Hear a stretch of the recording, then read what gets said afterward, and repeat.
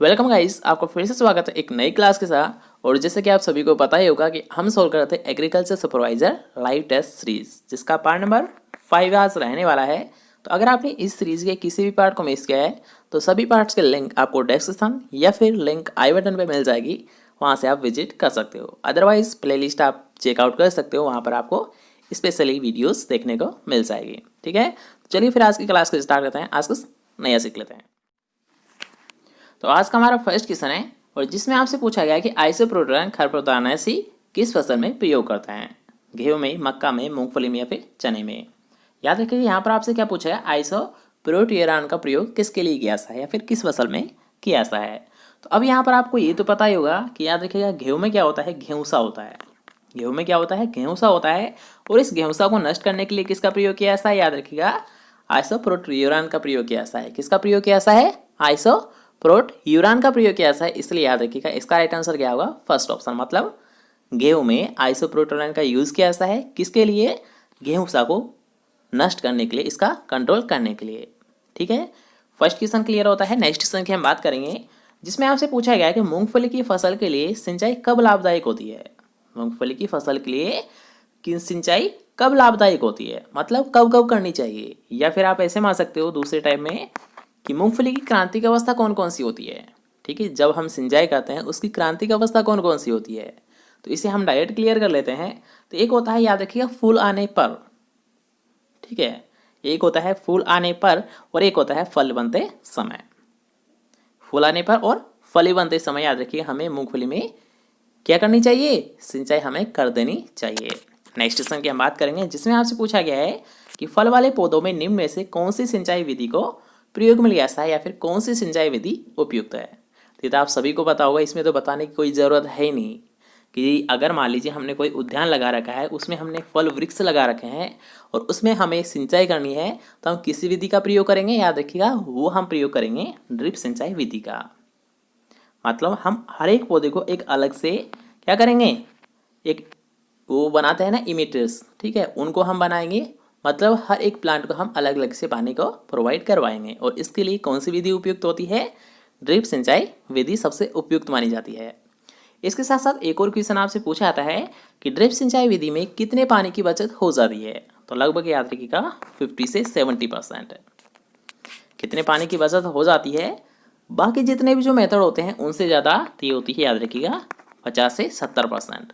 इसके साथ साथ एक और क्वेश्चन यहाँ पर आप नोट कर लीजिए कि हमने ये तो जान लिया कि ड्रिप सिंचाई विधि में कितने पानी की बचत होती है, 50 से 70%। लेकिन अगर आपसे पूछता है फव्वारा विधि या फिर स्प्रिंकलर मेथड, तो इसमें कितने पानी की बचत हो जाती है? लगभग याद रखिएगा 40 से 50%। कितनी हो जाती है? 40 से 50% पानी की बचत हो जाती है।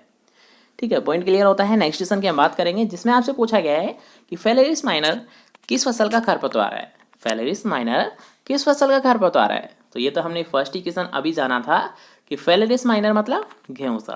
फेलेरिस माइनर मतलब गेहूंसा। और ये किसका होता है? गेहूं का होता है। किसका होता है खरपतवार? ये होता है गेहूंसा। और इसको नष्ट करने के लिए या तो हम आइसोप्रोटोन का यूज करते हैं या फिर हम सल्फोसल्फ्यूरान या फिर मेट सल्फ्यूरान का प्रयोग करते हैं। याद रखिएगा अगर आपसे पूछता है कि जो गेहूंसा लगता है, मतलब जो फेलेरिस माइनर लगता है गेहूं में, इसको हम कंट्रोल किस शाकनाशी के द्वारा करते हैं? तो इसके लिए आपको मुख्यतः 3 याद रखना होगा। ठीक है, एक तो आपको रखना है याद आइसोप्रोटोन, सेकंड आपको लिखना है सल्फोसल्फ्यूरान, सल्फोसल्फ्यूरान, और तीसरा आपको लिखना है मेट सल्फ्यूरान, मेट सल्फ्यूरान मिथाइल। ठीक है, ये 3 मुख्यतः हर्बिसाइड का हम यूज करते हैं किसके लिए? गेहूंसा को नष्ट करने के लिए, इसका कंट्रोल करने के लिए। ठीक है, नेक्स्ट क्वेश्चन की हम बात करेंगे जिसमें आपसे पूछा गया है कि सिंचाई की पानी की मात्रा को प्रभावित करने वाला कारक कौन सा है? सिंचाई की पानी की मात्रा को प्रभावित करने वाले कारक कौन से हैं? तो इसके लिए हम सबसे पहले ऑप्शन देखेंगे कि भूमि का प्रकार, फसल की प्रकृति, सिंचाई की विधि या फिर उपरोक्त सभी। तो अब यहाँ पर याद रखिएगा सिंचाई के पानी के बारे में आपसे पूछा जा रहा है कि जो पानी की मात्रा मान लीजिए घट भी सकती है और बढ़ भी सकती है, ये किस पर डिपेंड करती है? तो याद रखिएगा ये सभी पर डिपेंड करती है। ठीक है, फसल की प्रकृति पर भी करते हैं, भूमि का क्या प्रकार है उस पर भी डिपेंड करती है, और आप सिंचाई करने के लिए किस विधि का प्रयोग कर रहे हो उस पर भी ये डिपेंड करती है। जैसे कि एग्जाम्पल के तौर पर अब अगर आप समझना चाहते हो तो मान लीजिए इसको तो आप समझ लीजिए, ठीक है। और भूमि का प्रकार की अगर हम बात करते हैं तो भूमि का प्रकार कैसे, जैसे कि मान लीजिए आपने एक तो क्ले में उगाई, एक आपने की रेतीली में, एक आप कोई सी भी फसल ले रहे हो रेतीली में, एक आप ले रहे हो क्ले मृदा में, तो सबसे ज़्यादा पानी की आवश्यकता किस में होगी? रेतीली मृदा में। जलमांग अंतर हो गया ना कि एक तो होती है रेतीली, एक होती है क्ले, तो ये भूमि का टाइप हो गया, तो इस पर डिपेंड करती है। नेक्स्ट है सिंचाई की विधि। सिंचाई की विधि में जैसे कि मान लीजिए आपने एक में तो एक खेत है आपका, वहां पर आपने क्या किया, पानी को खुला छोड़ दिया। पानी को आपने क्या किया, खेत में खुला छोड़ दिया, मतलब फ्लडिंग विधि से आप सिंचाई कर रहे हो। और एक खेत में आप कर रहे हो स्प्रिंकलर से, मतलब फव्वारा विधि से आप सिंचाई कर रहे हो, तो अब इसमें पानी की जरूरत किस में ज़्यादा पड़ेगी? फ्लडिंग में। क्यों? क्योंकि उसमें हम बहा दे रहे हैं, मतलब खुला छोड़ दे रहे हैं, और इसमें हमको पानी की ज़्यादा ज़रूरत होगी बजाय फव्वारा विधि के, ठीक है। तो ऐसे याद रखिएगा, ये जो डिपेंड करती है पानी की मात्रा, ये सभी पर करती है, फसल की प्रकृति पर, भूमि के प्रकार पर और सिंचाई की विधि पर। इसलिए राइट आंसर क्या होगा? उपयुक्त सभी। नेक्स्ट क्वेश्चन की हम बात करेंगे, जिसमें आपसे पूछा गया है कि राजस्थान में सिंचाई के सबसे प्रचलित साधन कौन से होते हैं? सिंचाई करने के लिए सबसे प्रचलित साधन कौन से होते हैं? तालाब होते हैं, नहरें होते हैं, पाताल होते हैं या फिर कुएं होते हैं? याद रखिए ये पाताल नहीं है, पाताल तोड़ कुएं है। क्या है थर्ड ऑप्शन? पाताल तोड़ कुएं। पाताल तोड़ का कुएं आपने देखा है? पाताल तोड़ कुएं आपने नाम तो सुना होगा, ये होते क्या है? ठीक है, डेफिनेशन मैं आपको यहाँ पर क्लियर कर देता हूँ, जिससे कि आप थोड़ा सा समझ जाओ कि पाताल तोड़ कुएं होते क्या है। तो याद रखिएगा, पाताल तोड़ क्षेत्र में, या फिर आप ऐसे मान लीजिए कि जो पाताल तोड़ कुएं है, ये याद रखिएगा पर्वतीय क्षेत्रों में निकलते हैं। कहाँ निकलते हैं? पर्वतीय क्षेत्रों में होते हैं। क्यों? क्योंकि याद रखिएगा जहाँ पर पानी का स्तर ऊंचा होता है, जिस क्षेत्र में पानी का स्तर क्या होता है? ऊंचा होता है, वहां पर याद रखिएगा क्या पाए जाते हैं? पाताल तोड़ कुएं। अब इसका मतलब क्या होता है पाताल तोड़ कुएं? तो इसका मतलब होता है अगर जल स्तर ऊंचा हुआ, ठीक है, तो अगर मान लीजिए हम कुएं के लिए थोड़ा सा भी गड्ढा करते हैं ना, तो उससे क्या होता है याद रखिएगा, एक क्या बन जाता है, ये जल स्तर से इसका डायरेक्ट कनेक्ट हो जाता है। और याद रखिएगा ये बिना कोई प्रेशर के, बिना किसी की सहायता से ये पानी ऊपर रिसने लगता है, मतलब ऊपर आने लगता है। या फिर आप ऐसे मान सकते हो पानी कुएं से बाहर निकलने लगता है, और इसी कुएं को क्या बोला जाता है? पाताल तोड़ कुएं बोला जाता है। मतलब याद रखिए कि ये आंतरिक प्रेशर से ही बाहर निकलता है, इसे कोई बाहरी प्रेशर की आवश्यकता नहीं होती। ये आंतरिक प्रेशर है, उसी के माध्यम से क्या होता है? कुएं से पानी बाहर निकलता रहता है, ठीक है, याद रखिएगा। अब आते हैं हमारे क्वेश्चन पर, जिसमें आपसे पूछा गया है कि राजस्थान में सिंचाई का सबसे प्रचलित साधन कौन सा होता है? तो होते हैं, याद रखिएगा, कुएं होते हैं, जिनसे सबसे ज़्यादा सिंचाई की जाती है। नेक्स्ट क्वेश्चन की हम बात करेंगे, जिसमें आपसे पूछा गया है कि 2,4-D खरपतवारनाशी कौन सी फसल में काम में लेते हैं? तो ये तो आप सभी को पता होगा कि 2,4-D खरपतवारनाशी का प्रयोग गेहूं, जौ और जई के लिए किया जाता है। किसके लिए किया जाता है? गेहूं, जौ और जई के लिए किया जाता है। नेक्स्ट क्वेश्चन की हम बात करेंगे, जिसमें आपसे पूछा गया है कि राजस्थान में सर्वाधिक जल द्वारा भूमि कटाव कौन से जिले में होता है? क्या पूछा गया है कि जल शरण सबसे ज्यादा किस में होता है या फिर किस जिले में होता है? तो ये तो आप सभी को पता होगा कि कोटा जिले में सबसे ज्यादा जो जल क्षरण होता है, या फिर जल के द्वारा जो भूमि का कटाव होता है, कहाँ पर होता है? कोटा में होता है, ठीक है। और अगर आपसे पूछा जाता है कि किस नदी के द्वारा या फिर क्यों होता है, तो यहाँ पर याद रखिएगा चंबल नदी का तीव्र बहाव होता है। क्यों होता है? यहाँ पर चंबल नदी का तीव्र बहाव होता है, जिसके कारण क्या होता है? यहाँ पर जल के द्वारा भूमि का कटाव होता है, ठीक है। नेक्स्ट क्वेश्चन की बात करेंगे, जिसमें आपसे पूछा गया है कि भारत में निम्न में से सबसे ज्यादा सिंचित प्रदेश कौन सा है? तो याद रखिएगा वो होता है उत्तर प्रदेश। कौन सा होता है सिंचित प्रदेश सबसे ज्यादा? उत्तर प्रदेश। नेक्स्ट क्वेश्चन की हम बात करेंगे, जिसमें आपसे पूछा गया है स्प्रिंकलर सिंचाई भारत में कौन से देश से लाई गई थी? कौन सी विधि? स्प्रिंकलर मतलब फव्वारा विधि को भारत में किस देश से लाया गया था? तो आप सभी को पता होगा, या तो आपसे पूछा जाता है ड्रिप, या पूछा जाए आपसे फव्वारा, या आपसे पूछा जाए ड्रिप विधि, या फिर आपसे पूछा जाता है स्प्रिंकलर विधि। ये दोनों ही विधि कहाँ से ली गई थी? याद रखिएगा इजराइल से लाई गई थी। दोनों विधि, ड्रिप विधि और फव्वारा विधि, ये दोनों ही विधि कहाँ से लाई गई थी? इजराइल से लाई गई थी, ठीक है। नेक्स्ट क्वेश्चन की हम बात करेंगे जिसमें आपसे पूछा गया है कि खरपतवार नियंत्रण की कौन सी विधि है। तो आप सभी को पता होगा, याद रखिएगा, खरपतवार का जो नियंत्रण किया जाता है ना, मुख्यतः इसकी याद रखिएगा तीनों ही विधि है। मतलब यांत्रिक विधि भी होती है, रासायनिक विधि भी होती है और जैविक विधि भी होती है, और एक और चौथी क्रिया होती है, मतलब चौथी विधि होती है, वो कौन सी होती है? कृषि विधि।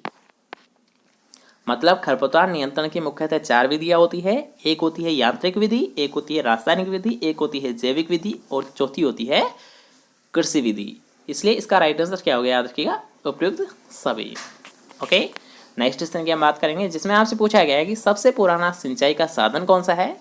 तो होता है, याद रखिएगा, चरस होता है। कौन सा होता है? सबसे पुराना सिंचाई का साधन होता है चरस होता है, जिसका अभी तो कोई प्रयोग नहीं किया था, लेकिन ये पुराने टाइम में किया जाता था। ठीक है, नेक्स्ट क्वेश्चन की हम बात करेंगे जिसमें आपसे पूछा गया है कि भारत का कितना प्रतिशत क्षेत्रफल सिंचित है। क्या पूछा गया है कि सिंचित क्षेत्रफल कितना है? तो होता है, याद रखिएगा, 45%। कितना होता है? 45% होता है। नेक्स्ट क्वेश्चन की हम बात करते हैं कि दलहनी फसलों में सिंचाई कब नहीं करते हैं। याद रखिए, यहाँ पर क्वेश्चन क्या पूछा गया है कि जो लेगमिनेसी जो फसलें होती है या फिर जो दलहनी फसलें होती है उनमें सिंचाई कब नहीं करते हैं। तो याद रखिएगा, जब उनमें फूल आते हैं। जब दलहनी फसलों में फूल आते हैं तो उस समय क्या करते हैं? हम सिंचाई नहीं करते हैं। याद रखिएगा, दलहनी फसलों में फूल आते समय सिंचाई बिल्कुल भी नहीं की जाती है। इसलिए इसका राइट आंसर क्या होगा? थर्ड ऑप्शन यहाँ पर आप देख सकते हो, फूल आने पर। मतलब फूल आते समय इस पर बिल्कुल भी सिंचाई नहीं करनी चाहिए। ओके, नेक्स्ट क्वेश्चन की हम बात करेंगे जिसमें आपसे पूछा गया है कि राजस्थान में सर्वाधिक भूषण किससे होता है। तो ये तो हमने आपको कल ही बता दिया था कि राजस्थान में जो सबसे ज़्यादा जो सोइल का इरोजन होता है वो किससे होता है। याद रखिएगा, वो होता है वायु के द्वारा होता है। किसके द्वारा होता है? वायु के द्वारा होता है। ठीक है, नेक्स्ट क्वेश्चन की हम बात करेंगे जिसमें आपसे पूछा गया है कि राजस्थान का सर्वाधिक सिंचित जिला कौन सा है। तो इसमें तो आपको कोई दिक्कत आ नहीं रही होगी कि सबसे ज़्यादा जो सिंचित जिला है वो कौन सा होता है। याद रखिएगा, श्री गंगानगर होता है। कौन सा होता है? श्री गंगानगर होता है। नेक्स्ट क्वेश्चन की हम बात करेंगे जिसमें आपसे पूछा गया कि राजस्थान में सिंचाई का सबसे प्रमुख स्रोत कौन सा है। तो होता है, याद रखिएगा, ट्यूबवेल होता है। सबसे प्रमुख स्रोत कौन सा होता है? मतलब सोर्स क्या है? नलकूप होते हैं, जिसे आप बोलते हो, याद रखिएगा, क्या? मोटर। ठीक है, तो उसी को याद रखिएगा, ट्यूबवेल बोलता है। नेक्स्ट क्वेश्चन की हम बात करेंगे जिसमें आपसे पूछा गया राजस्थान में कुल कितना क्षेत्र सिंचित है। तो ये होता है, याद रखिएगा, 35%। भारत में कितना है? 45%। और राजस्थान में कितना है सिंचित क्षेत्रफल? ये होता है, याद रखिएगा, 35%। नेक्स्ट क्वेश्चन है जो कि आप सभी को ही पता है कि गेहूं में प्रथम सिंचाई कौन सी अवस्था में करनी चाहिए। वो हम करते हैं CRI, मतलब शीर्ष जड़ फुटान के समय। कब करते हैं? शीर्ष जड़ फुटान के समय हम करते हैं, जो कि 21 दिन बाद में आती है। और इसकी फुल फॉर्म क्या होती है? Crown root initiation. क्या होती है इसकी full form? Crown root initiation. Next question है जो कि आज हमारा लास्ट क्वेश्चन रहेगा कि निम्न में से सबसे अधिक पानी चाहने वाली फसल कौन सी होती है। तो ये तो आप सभी को ही पता होगा कि धान फसल। अब यहाँ पर याद रखिएगा, गन्ना ऑप्शन में आपको नहीं दे रखा है, इसलिए आपका राइट आंसर क्या होगा? याद रखिएगा, धान फसल। ठीक है, अगर मान लीजिए यहाँ पर धान और गन्ना में आपको कंपैरिजन किया जाता है कि धान या गन्ने में से सबसे ज़्यादा जो सिंचाई होती है किसकी होती है, तब आपका राइट आंसर क्या होता है? गन्ना होता। लेकिन ऐसी कंडीशन यहाँ पर याद रखिएगा, गन्ना आपको देखने को ही नहीं मिल रहा है, तो आपका राइट आंसर क्या माना जाएगा? याद रखिएगा, धान। ठीक है, तो आज की क्लास को बस यहीं पर विराम देते हैं। आई थिंक आपको क्लास पसंद आई होगी। तो अगर आपको वीडियो पसंद आई है तो वीडियो को लाइक कीजिए, शेयर कीजिए, चैनल को सब्सक्राइब कीजिए। हम मिलते हैं फिर से नेक्स्ट क्लास के साथ। तब तक के लिए जय हिंद, जय भारत।